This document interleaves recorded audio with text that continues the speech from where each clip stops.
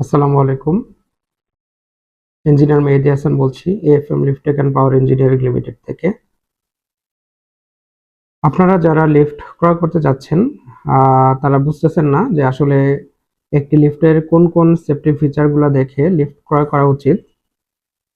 তো আজকের ভিডিওতে চেষ্টা করব সেই বিষয়গুলা আপনাদের মাঝে পরিষ্কার করার জন্য ইনশাল্লাহ। তো প্রথমে খেয়াল রাখতে হবে যে ওই লিফটটাতে এআরডি সিস্টেম আছে কিনা, অটোমেটিক রেস্কিউ ডিভাইস। এটার কাজ হচ্ছে আপনার কারেন্ট চলে গেলে সে নিয়ারেস্ট একটা ফ্লোরে প্যাসেঞ্জারদেরকে নামায় দিবে।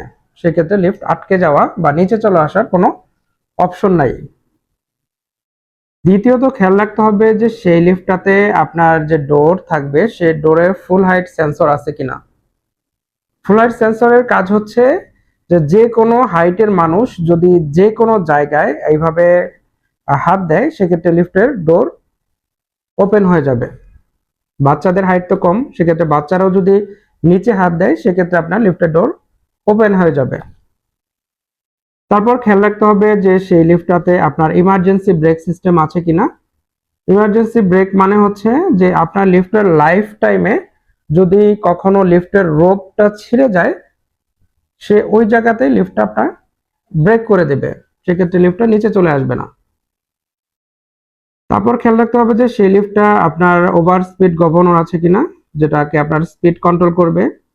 তারপর হচ্ছে emergency alarm system, intercom, fire alarm system.